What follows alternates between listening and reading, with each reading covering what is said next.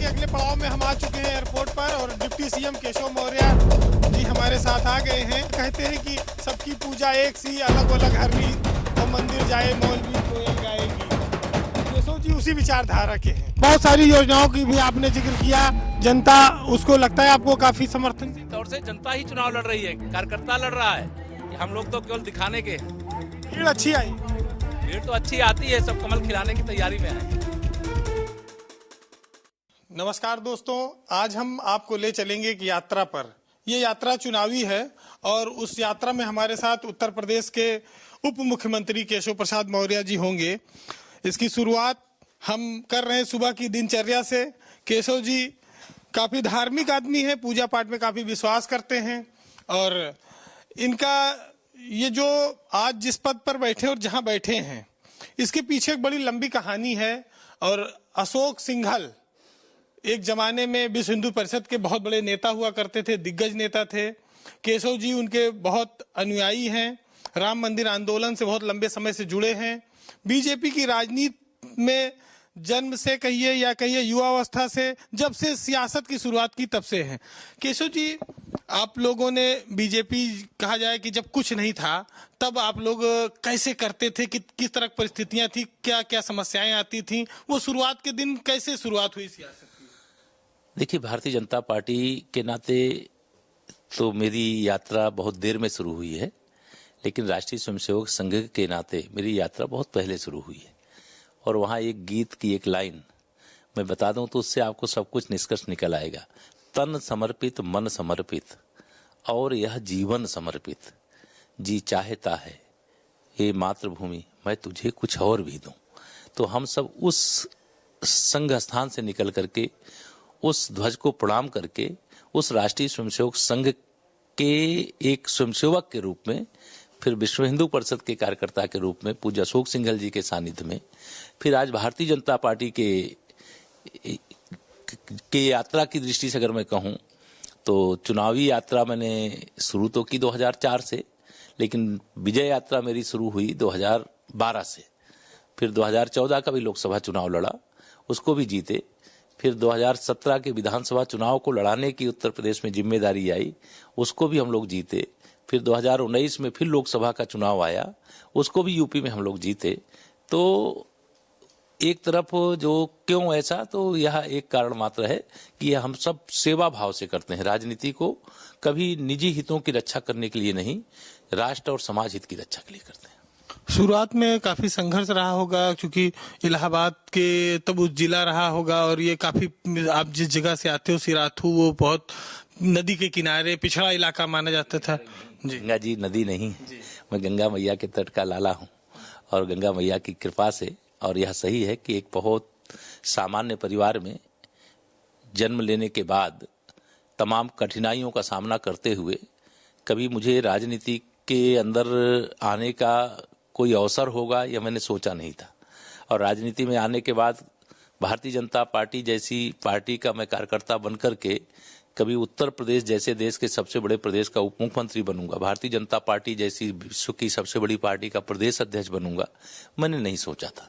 लेकिन आज वह सब कुछ अवसर मिला है। तो मेरी भी कोशिश है कि हम, जो पार्टी नेतृत्व ने हमको अवसर दिया है, हम उस अवसर का सदुपयोग करें और लोगों की, राज्य की, जनता की सेवा में अपने आप को समर्पित करें।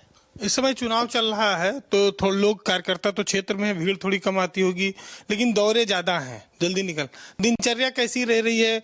खाना पीना, पूजा पाठ सब हो जाता है? आजकल तो 12-1 बजे से पहले सो नहीं पाते हैं। सुबह 6 बजे उठना है, तो उठने के बाद स्वाभाविक है कि दिनचर्या पूरी करने के बाद कुछ योग व्यायाम करना पड़ता है। भगवान को भी प्रणाम किए बगैर तो यात्रा मेरी शुरू भी नहीं होती है। और फिर भोजन प्रसाद लेकर के निकल पड़े। हम लोग अब जा रहे हैं, आज दिन भर 4 जिलों की सभाएं आपके साथ करेंगे और सभाओं को करने के बाद आज सायंकाल सिराथू विधानसभा, जहां से पार्टी ने मुझे सेवा का या प्रत्याशी बना करके चुनाव लड़ने की जिम्मेदारी दी है, तो वहां पर भी आज शाम को बैठक करेंगे। कल भी वहां एक दिन भर के कार्यक्रम रखा हुआ है और बाकी चरई वेते जब तक सफलता के शिखर तक भाजपा को न पहुंचा देंगे तब तक, और जनता की जो समस्याएं उनका समाधान नहीं कर देंगे तब तक चलते रहेंगे और करते रहेंगे और कमल खिलाने के लिए कोई कमी शेष नहीं रखेंगे। आज हम केशव जी के साथ पूरे दिन एक चुनावी यात्रा पर रहेंगे, कई जिलों में जाएंगे, जनसभाएं करेंगे। उनके कंधों पर बहुत बड़ी जिम्मेदारी है। पूरे प्रदेश में वो चुनाव लड़ा रहे हैं, खुद भी चुनाव लड़ रहे हैं और लगातार बीजेपी के झंडे को बुलंद कर रहे हैं, आगे बढ़ा रहे हैं।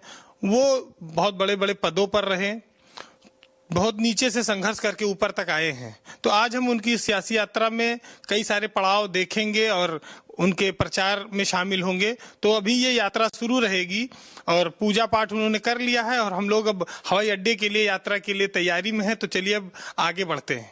चुनाव यात्रा के अगले पड़ाव में हम आ चुके हैं एयरपोर्ट पर और डिप्टी सीएम केशव मौर्य जी हमारे साथ आ गए हैं। सुबह इन्होंने घर पर पूजा पाठ किया और उसके बाद यात्रा के लिए हम लोग निकल गए, एयरपोर्ट आ गए। कहा जाता है कि केशव जी बड़े धार्मिक आदमी हैं। हालांकि साहित्य में कहिए तो ये कहते हैं कि सबकी पूजा एक सी, अलग अलग हर रीत, और मंदिर जाए मौलवी कोयल गाए गीत। केशव जी उसी विचारधारा के हैं।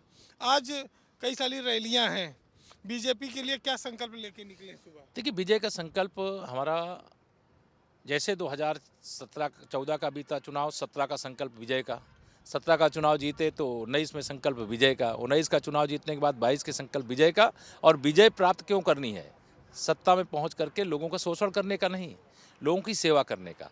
और उसी सेवा की भावना को लेकर के आज भी हम प्रचार कर रहे हैं और आज भी जिन प्रत्याशियों के पक्ष में प्रचार करने जा रहे हैं, जिन जिलों में जा रहे हैं, वहाँ जितने भी भाजपा के प्रत्याशी हों वह सब बड़े से बड़े अंतर से जनता के आशीर्वाद से विजयी हों, कार्यकर्ताओं के परिश्रम से विजयी हों और उत्तर प्रदेश जो उत्तम प्रदेश बनने की ओर अग्रसर है उसको हम सफलतापूर्वक आगे बढ़ा सकें।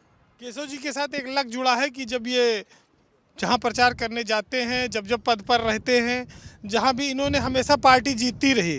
तो आज चूंकि ये एक परीक्षा की घड़ी है केशव जी, और उत्तर प्रदेश में ये चुनाव इसलिए भी महत्वपूर्ण हो जाता है क्योंकि ये माना जा रहा था कि बीजेपी इस बार कड़े मुकाबले में, पहला चरण जो गया उसमें भी माना जा रहा है कि बीजेपी को बहुत कड़ा संघर्ष मिला, किसान नाराज थे, उनको आप मना नहीं पाए। 58 जो सीटें थी उसमें बीजेपी लोग कह रहे हैं पिछड़ गई। 58 में से 50 से ज़्यादा सीटें जीत रहे हैं। भाजपा पिछड़ सकती ही नहीं क्योंकि भाजपा की लड़ाई जनता लड़ रही है कार्यकर्ताओं के साथ साथ। हमारा काम जो हमने जनता के लिए किया उसके आधार पर हम जो लोग जीत रहे हैं, तो 50 से ज़्यादा सीटें जीत रहे हैं। हवाइयाँ उड़ गई हैं 2 लड़कों की। चलिए, हेलीकॉप्टर में केशव जी सवार हो चुके हैं। अब हमारा हेलीकॉप्टर जलालाबाद शाहजहांपुर में लैंड करेगा, तो अब हम लोग भी सीधे वहीं अब रूबरू होंगे और जनता को केशव जी कैसे संबोधित करते हैं ये आपको दिखाएंगे।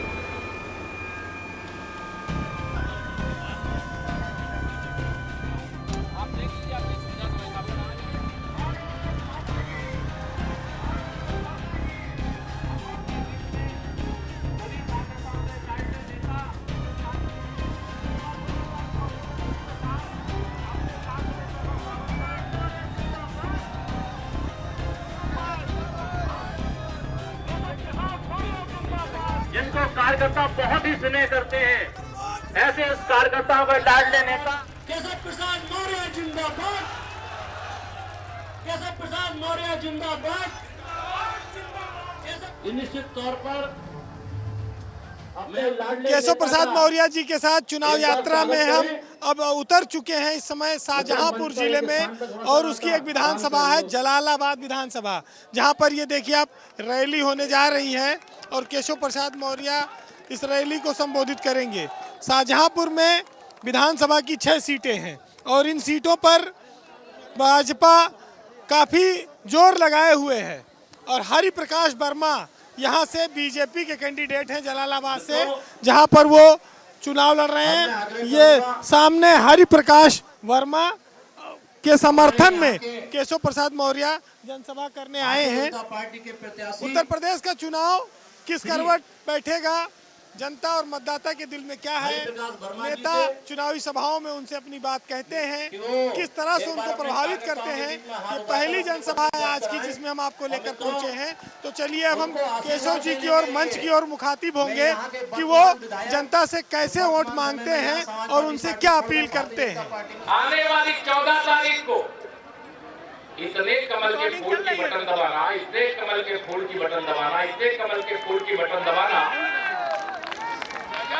जिस साइकिल को आपने 2014 में, 2017 में, 2019 में लगातार पंचर किया, वो चलाने की कोशिश कर रहे हैं। आप सबको मैं यही अपील करने के लिए आया हूं कि भारी मतदान करिए, कमल खिलाइए। चुनाव प्रचार का अंतिम दिन है और शाहजहांपुर में कितनी विधानसभा की सीटें हैं? तो मैं आखिरी दिन, आखिरी गेंद पर सिक्सर लगाने आया हूं। सपा की सरकार के समय सपाइयों का नारा, खाली प्लाट हमारा, ये करते थे कि नहीं करते थे? भाजपा की सरकार के समय में किसी गुंडे, अपराधी और माफिया की हिम्मत पड़ी क्या कि आपकी जमीन पर, आपके मकान पर, आपके दुकान पर कब्जा कर ले? बार 300 बार और बार बार भाजपा सरकार, और बंटवारे में भी हमारा है। क्यों है? शाहजहांपुर को शहीदों की नगरी और वीरों का देश भी कहते हैं। भारतीय जनता पार्टी ने पिछले चुनाव में जब मोदी की प्रचंड आंधी थी तब भी यहाँ 6 में से 5 सीटें जीती थी। एक सीट की कसक रह गई, वो ये जलालाबाद है जहाँ बीजेपी नहीं जीत पाई थी। आज केशव प्रसाद मौर्य यहाँ जनसभा करने आए हैं, काफ़ी ज़्यादा भीड़ है। उन्होंने जनता से अपील की कि ये सीट पर भी कमल खिला दीजिए। अब देखना होगा कि उनकी अपील कितनी कारगर साबित होती है, लेकिन ये ज़रूर है कि केशव प्रसाद मौर्य की सभा में काफ़ी उत्साह देखने को मिला है। आइए हम उनसे पूछते हैं कि शाहजहांपुर में आज शाम 5 बजे जहां चुनाव प्रचार समाप्त हो जाएगा, वहां केशव जी ने जनता से जो अपील की है वो कैसी रही है।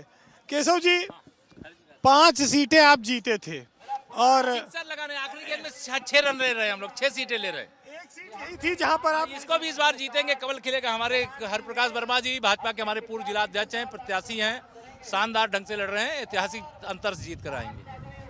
बहुत सारी योजनाओं की भी आपने जिक्र किया, जनता उसको लगता है आपको काफी समर्थन तौर से जनता ही चुनाव लड़ रही है, कार्यकर्ता लड़ रहा है, हम लोग तो केवल दिखाने के हैं। भीड़ अच्छी आई? भीड़ तो अच्छी आती है, सब कमल खिलाने की तैयारी में आए हैं। तो ये शाहजहांपुर में जनता का उत्साह है। अब हम यहाँ से अपने अगले चुनाव प्रचार स्थल की ओर चलेंगे जो बदायूं में है, और वहाँ देखेंगे कि जनता का किस तरह से समर्थन यहाँ बीजेपी को और उनके कैंडिडेट को मिल रहा है।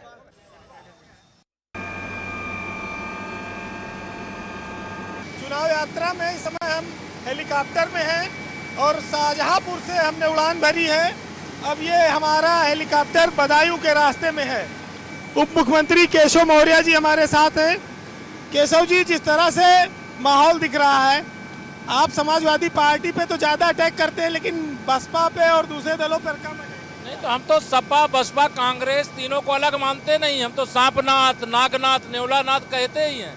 और अगर ये तीनों भाजपा के खिलाफ एक हो सकते हैं, मोदी जी को प्रधानमंत्री बनने से रोकने के लिए एक हो सकते हैं, तो ये अलग अलग कहने के लिए हैं, सब भाजपा के खिलाफ एक हैं।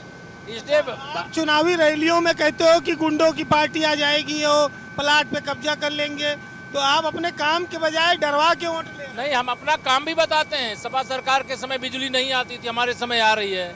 उनके समय सड़कें नहीं थी, इस समय सड़कें अच्छी हैं। और जो कारनामे समाजवादी पार्टी के काले कारनामे 2012 से 2017 के थे, वह भी बताना जरूरी है।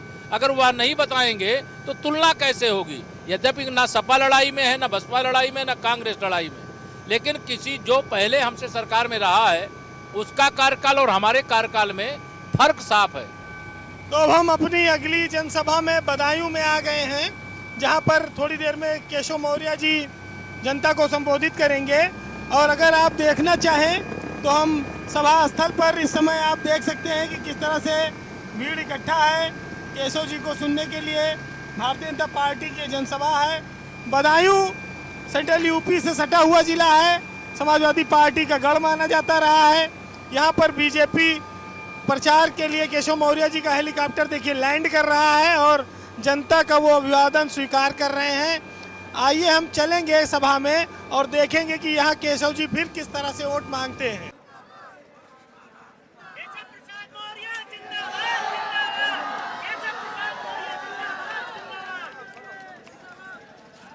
केशव प्रसाद मौर्य, जोर से बोलो, जोर से, केशव प्रसाद मौर्य।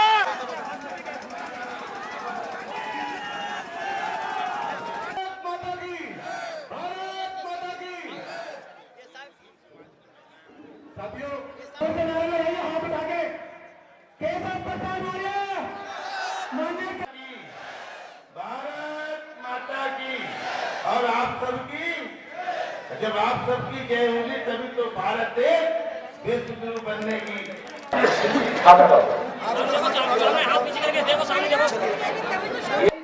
चुनाव यात्रा में हम आप पहुंचे हैं शेखुपुर विधानसभा जो बदायूं जिले में पड़ती है।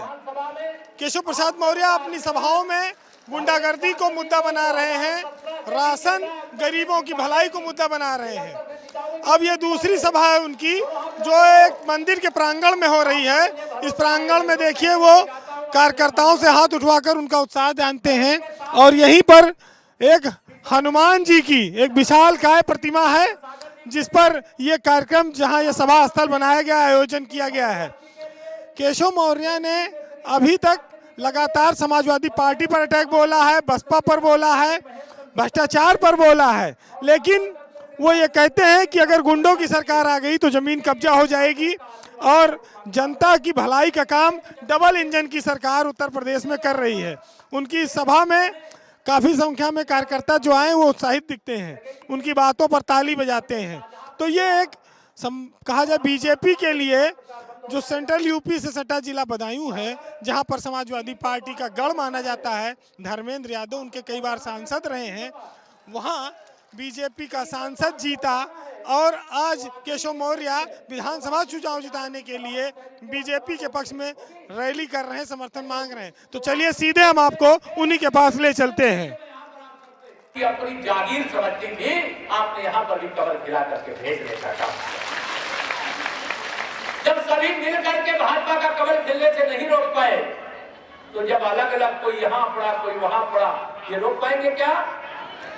मैं आप सबसे अपील करना चाहता हूँ, पिछली बार तो आपने साइकिल को पंचर किया था, इस बार साइकिल के जरा कई टुकड़े करके इधर देख लीजिए उधर देख लीजिए।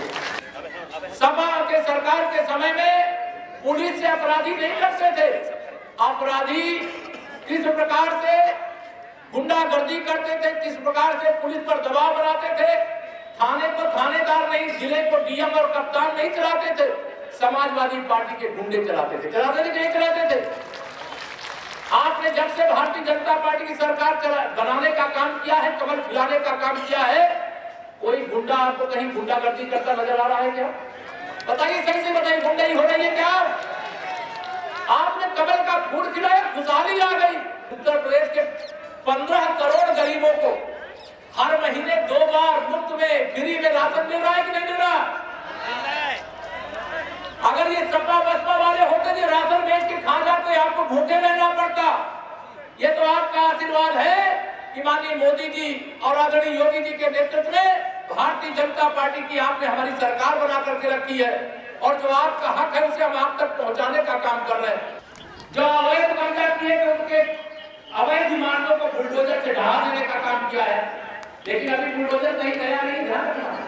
जिन्होंने गरीबों की जमीन, सरकार की जमीन, किसानों की जमीन, व्यापारियों की जमीन पर कब्जा करके अवैध इमारतें खड़ी की, हमने उन बिल्डिंगों को बुलडोजर से ढहाने का काम किया।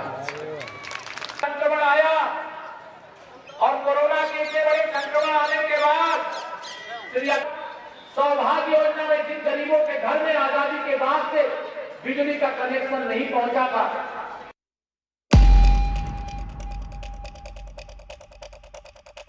चुनाव यात्रा के अगले पड़ाव में हम आ चुके हैं एयरपोर्ट पर और डिप्टी सीएम केशव मौर्य जी हमारे साथ आ गए हैं। कहते हैं कि सबकी पूजा एक सी, अलग अलग हर रीत, और मंदिर जाए मौलवी कोयल गाएगी। केशव जी उसी विचारधारा के हैं। बहुत सारी योजनाओं की भी आपने जिक्र किया, जनता उसको लगता है आपको काफी समर्थन। तौर से जनता ही चुनाव लड़ रही है, कार्यकर्ता लड़ रहा है, हम लोग तो केवल दिखाने के हैं। भीड़ अच्छी आई। भीड़ तो अच्छी आती है, सब कमल